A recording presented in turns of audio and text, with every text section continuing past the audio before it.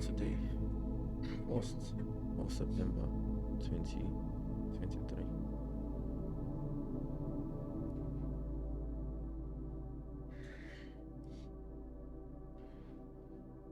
Um,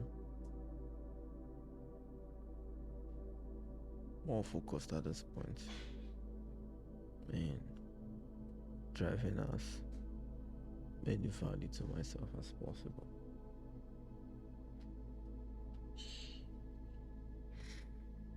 I mean, what you would call an end state.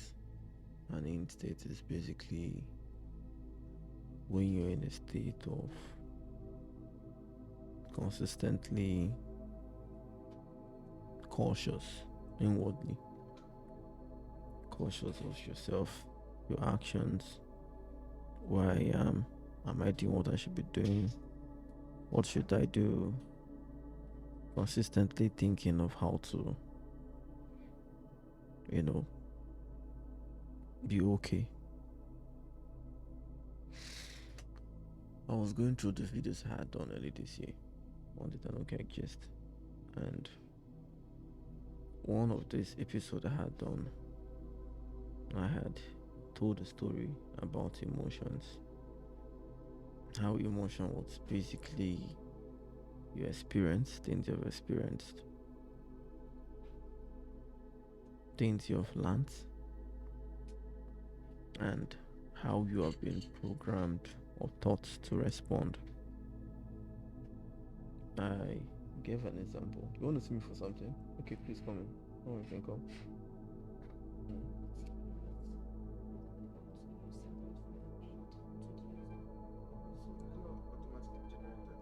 The OTP.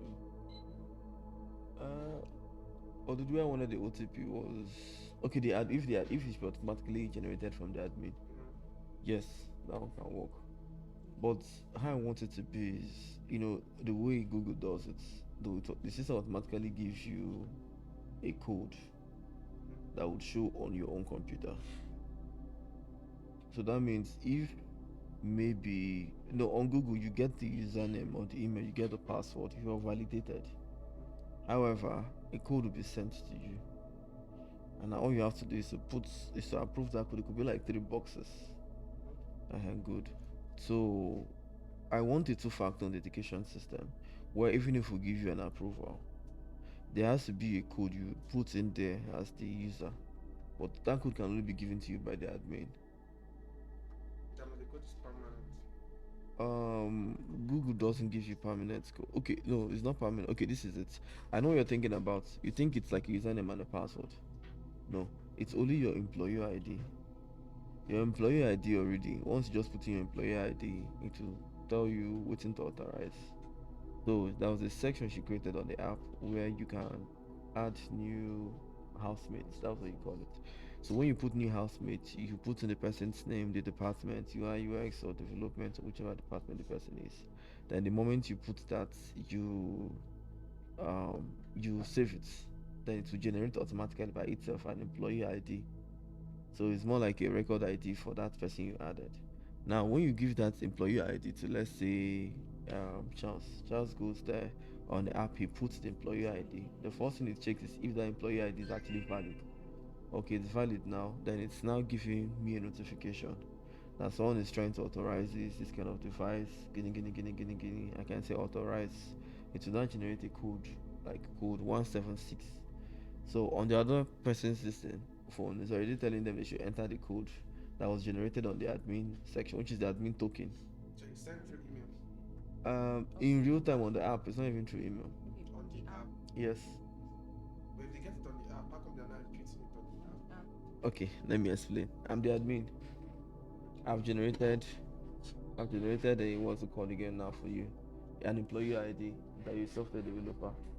After authorized it, it will create it as a record on the database, but it's inactive because the person is yet to log in for the first time. Now you head over there, you already know what your employee ID is. So on your own phone, like this phone for instance, you put in your employee ID and you click in authorize or login. It would now come to meet me as the, what is it called again? As the admin or the HR, and say employee ID, so and so person royal is trying to authorize on his device, blah blah blah. And I will not say yes authorize. It will not say generated code for royal. The code that is generated is 174 or something or whatever automatically. Then I will not be the one to say, okay, royal, is it asking you for code? You say yes, and it has already popped up a box. Then I will not tell you put 174 and then you put in 174. You get the thing now? I was thinking, what about the person is not here with you? And that is why it's an in system. The person has to be here. We're doing it that way so no one can have a username or password. The moment you log into a phone, if anything happens to that phone, you have to do it again with the HR before you can have it. And the person cannot log in when they're outside of the home. No, the person can, once you log into your phone, it's on your phone. It's only when you log out that you would need the HR to log in back again. Yeah. That means the login is permanent. Yes, it's permanent. It stays on the section. Okay. Sorry about that. Then I have to continue my gist again. Let's go up a bit. Okay, let's do this. Yeah.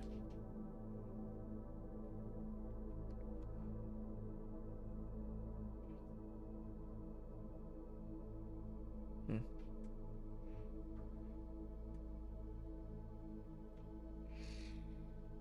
So, back.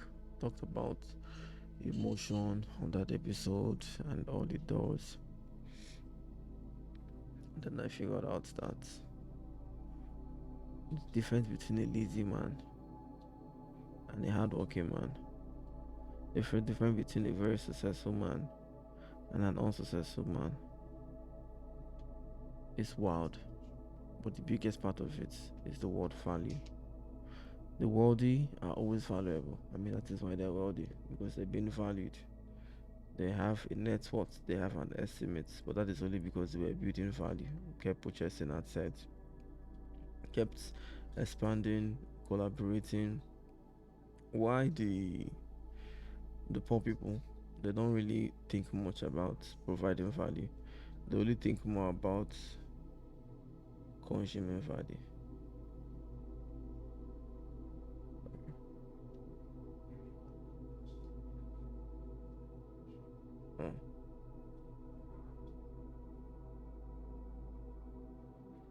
Oh, hold on.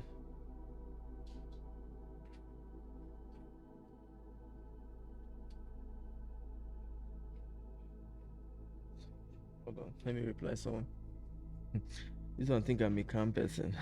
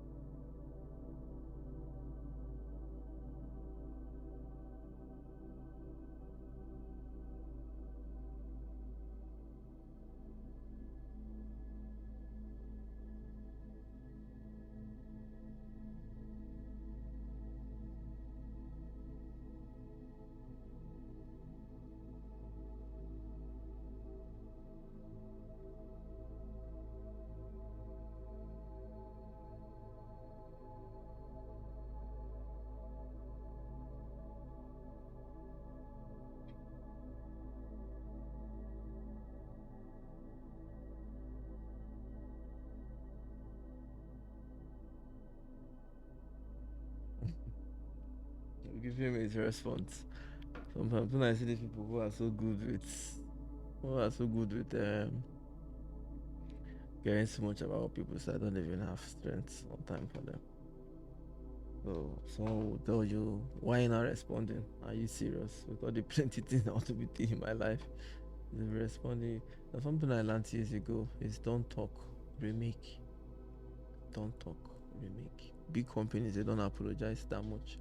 They want to recompass it, they want to remake it. If the product is bad, they don't want to recall it, they want to take it back, produce a new one, and give you back and compensate you. It's only people who are not fully responsible that say sorry and expect sorry to fix everything. I'm not an apologetic person. If I notice something or a service I have might be having some symptomatic functionality, maybe it's not going well the way it should, the first thing is to find a way to greatly improve it. So what do I want to now is my strength talking hours and hours for? I did that in the past. At the end of the day, people don't value things. They will still be the one to tell you you're talking too much. What are you doing about it? And if you don't talk and you're doing something about it, they say, oh, yeah, you're not talking. Why are you not talking? Why are you not responding? Okay, that's by the way. I'm trying to upload the last video I did. Not too long.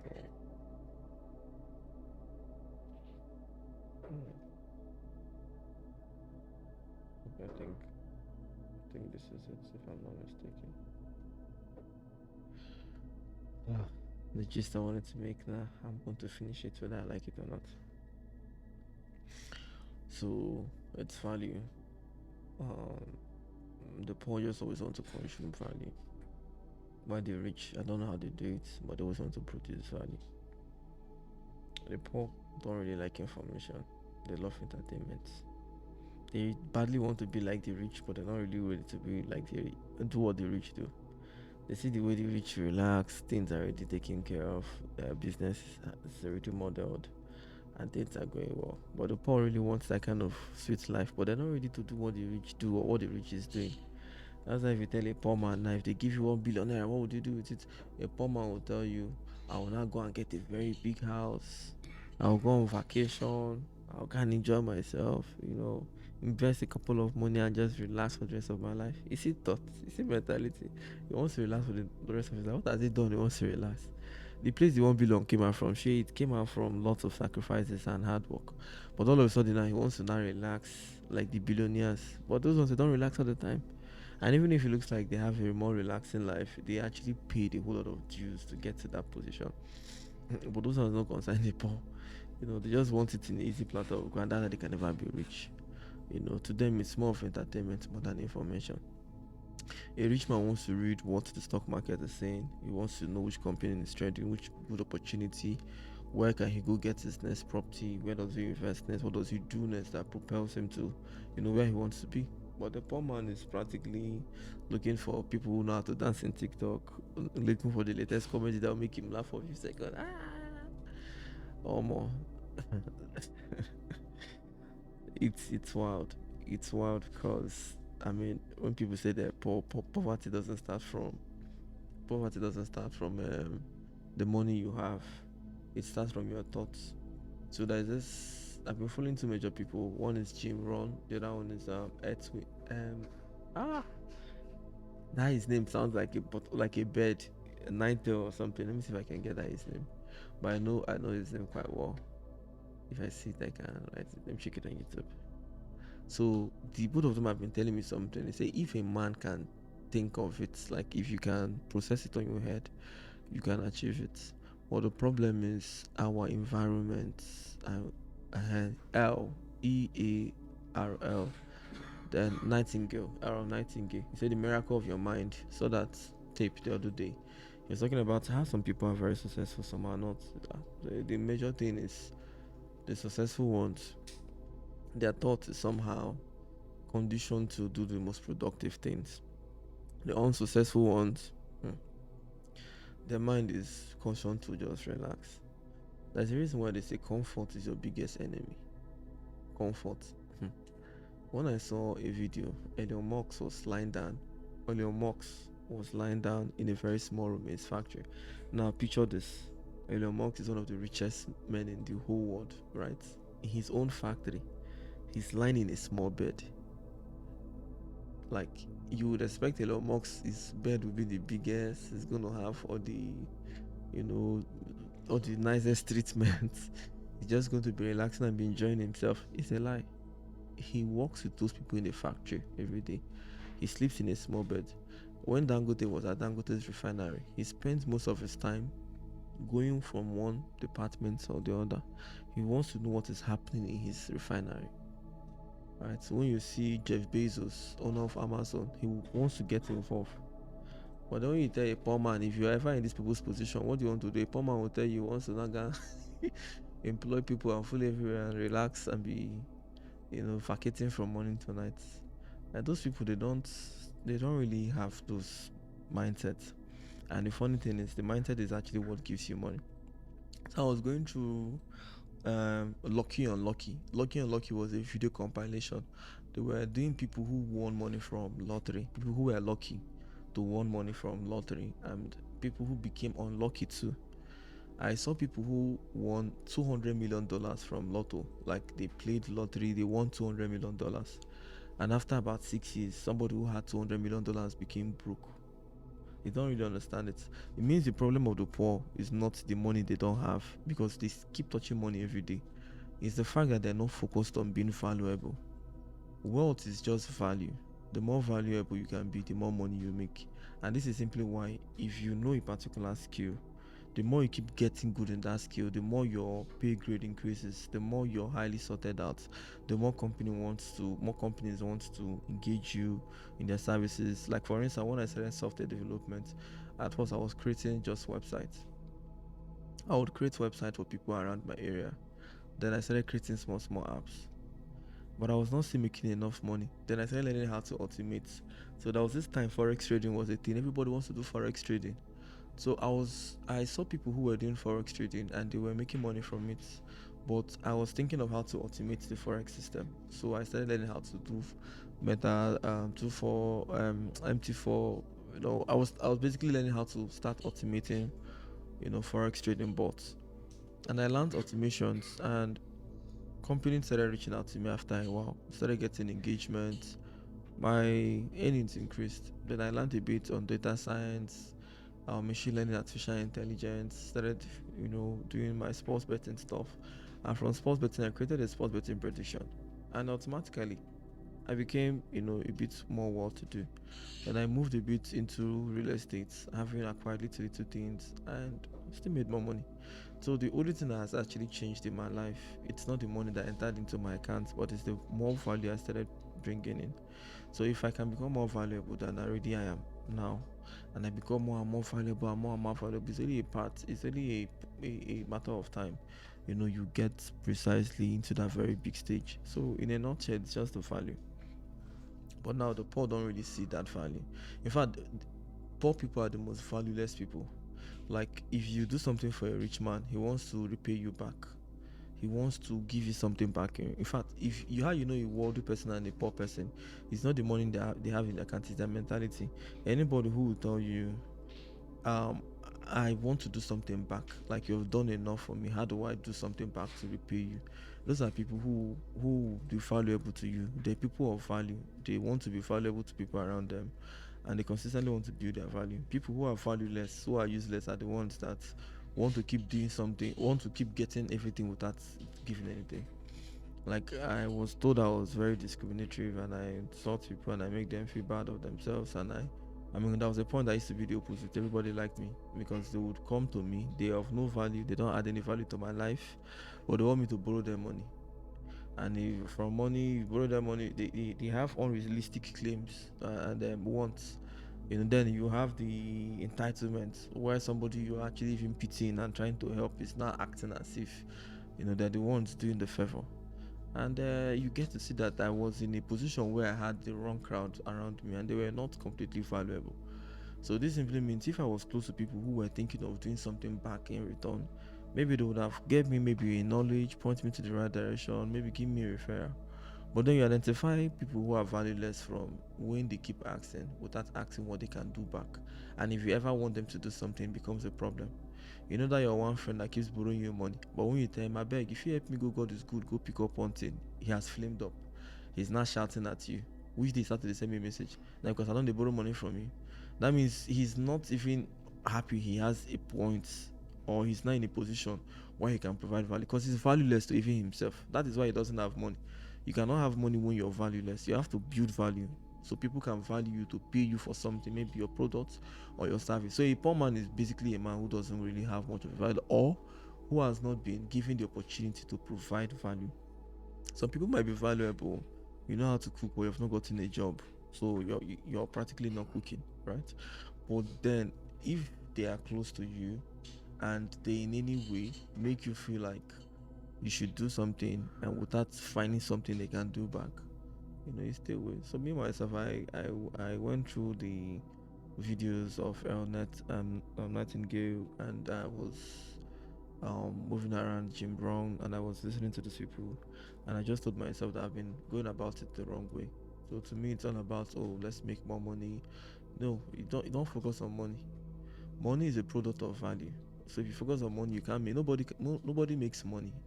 If they give me $1 trillion today, and American said they don't want to be using that bill again, they want to start printing new set of money, the whole 1 trillion is a waste, because nobody will accept it again. So money has value only because people give it that value, and that's why the most valuable countries, their currency have value. The countries that don't produce anything, like Nigeria now doesn't produce shit. All we do is to import, we consume. That's why we're poor. Now if we end up start exporting or we start producing things, now our value increases. So right, so valuable people are people who try to bring something to the table. So you're not bringing anything to the table, and you're having so many expectations of yourself. It's not going to be making any sense. So the wealthy people are consistently thinking of what value they can produce. Why the poor people are consistently thinking of how they can relax. Let me go and relax and enjoy myself. Coming from somebody that has not done anything, that he doesn't even know what he wants to eat tomorrow, but he's telling you once that his life there is hope, and he doesn't want to make any move. And then when he now begs you, that has been working your ass off, and you don't give him anything, you become an enemy. Now this is why I don't really like staying close to people who have no value. It's the fact that not only are they valueless, they expect value from people who they don't provide value to. So there's a reason why you see the poor are always scared of, or the rich are always avoiding the poor. Like I said, poor is not money, it's not the money in your account. Because I mean, everybody's relatively poor in a way. And if you think you have like somebody who has more than you, and to that person you're poor, or you're not like you're poor, but to that person you're not financially able. Dangote might look like the richest man in Africa, but when he comes close to those Dubai people, those Arab money, he's broke.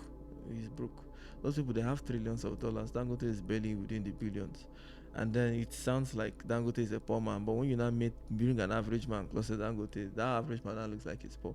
So being poor financially is relative. I'm not talking about financially, I'm talking about being poor in terms of productivity. So the biggest thing that actually I've noticed would, make anyone achieve their goals is basically now the thought. The thought is where you consciously have to keep telling yourself, what do I do that will propel me to where I want to be? Where I want to be is basically the bigger plan you have for yourself. So for someone like me, early this year, my plan was, I want to be a billionaire. And I had this beautiful hungry dream. I had this beautiful network set up, and all I was just thinking of was, okay, where were the issues? Where was I lacking? And that was where the whole journey of me now learning so many things, like how emotion is actually a stumbling block, and a couple of other things I learned this year. Then moved it over to, I learned a whole lot. Moved it over to how I needed a team, and how I had to have the right team around me, because I had grown up having the wrong people always around my neck. To me then it was more of people I could relate with, people I think would chill with me, but I wasn't really conscious on what these people were bringing to the table. Like now, if I stay close to people and I stay close to you for up to 1 week, and that 1 week I don't see anything that I can benefit, or there is nothing you can actually do for me, if you call me again, I won't pick your call. It sounds like it's mean, but I mean your life is a mean business. 20 years from now, you don't see anybody. Everybody will either get married and have kids, or they'll be in a different starter. If they ever meet you 20 years from now, it is, hey, how you doing? It's been ages. So there was a point in time I sat down and I said, can I remember the people I knew like 10 years ago? People I knew 10 years ago, can I remember any of them? And that's when I realized the shocking thing of my life. I couldn't recall their names, what their faces look like. And that 10 years ago, these people were like everything to me. So it simply means the people you actually would write now, it's only for the main moments. So when I say you have to be mean, it simply means you is a mean business. If you're not really serious about yourself, no one else can be serious about you. I mean, everybody has just one thing they have full control over is themselves. No other person has full control over anything, right? You might put me in a box, you might tell me to do this, you might tell me to do that, but it's only if I want to do it. And if I don't, the maximum you do is to kill me. The only person who has power to control anything is you, and you can only control things around you. So it's only really very funny that people do not really think of trying to control themselves to keep adding more value. Adding more value is trying to read more books, trying to do more things that will be more valuable to you. So you want to get entertained, you want to laugh. Was laugh really your problem? I know happiness is a beautiful emotion. It has dopamine in it. Nowadays the drug nobody sees is the natural drug, the drug of smiles and laughter and happiness. And everybody wants to be laughing and smiling happily after every after. But I mean, is it going to be in a sustainable way? Are you trading the necessary things you ought to be doing right now for that short time laughter? And then you keep having just short time naps so you can actually make a proper plan that would give you a more comfortable, happy laughter system. Although the fun fact is this, you will never be really happy all your life. And it's really very funny, but that's the truth. You cannot always be happy. Human beings were created in such a way that we cannot. The anytime you're completely happy for long, you just know you're run mad, and that's the honest truth. Now let me explain. If you think when you have this amount of money is when you'll be happy, once you get there, you want something else. If you bring even the richest man now, the richest man in the whole world, there's some days when his stocks will go down. There's some days his product will not be good, or he's going to have one son that is always misbehaving, or one daughter, or he doesn't have a child, or he cannot find true love, or there's something he wants to break through in his company. Maybe there is one technology they're trying to bring and they've spent billions and they can't come to that. There's always something that will always take your happiness away. That is how life is. So there's never really a point when you can really, really be completely happy. However, the only thing that really gives happiness, real happiness, that lasts longer is not the comedy, it's not the entertainment, it's value. Why nobody really sees how beautiful value is because they've not really started really making value for themselves. If you see people who provide value, you would always see them in a nice apartment, in a nice house, they were smiling, they were having life go. It's because they do the most valuable things they ought to do. And that value is what is really giving them this value in a valuable life. Now compare it to when you want to sacrifice the value or being the ultimate value or self-improving your value. When I mean self-improving your value, very few people who finished school want to go back to learn. Right? They feel it's stressful taking a course. Right? So what do? They're done with school. They say that it's no job, but they're not advancing their career. They rather watch TikTok all day, watch videos all day, laugh all day, meet people. I expect these people who manage to get a job and it's working well to get them bone straight, sponsor everything they want. And why they sit down and they keep getting outdated every day, because that's the thing with information. The ones you knew yesterday is no longer the latest, and they're not consistently trying to be more valuable. And the worst thing about valuable people is they're insatiable. You only value something when you can bring value. The only time I'll be able to value water is when I know how to fetch water. If I'm a prince now and we have lots of maidens and we have lots of what do they call them? Is it male servants? And each time I want water, I'll say, "Come, go and fetch water." They'll go to the stream and they'll be fetching water. I might use the water and I will abuse the water because I don't know what it takes to get that water from the stream. But if I use my hand go carry water for stream 2 3 times, I know say more the distance from the stream to the palace and the strength. So you go carry 1 cup bath, brush teeth, cook safe. You now see automatically you're no longer abusing it. So staying close to people who don't have value is like having a prince. They're practically proud peacock. They don't have value for themselves. They can't value anything you do. So build up your own value. Stay close to value people. Remember what we said yesterday. It is only valuable connections. So this is the gist for today. I'm at the office. You can see my face. I've not had my bath. Just woke up not too long and yep.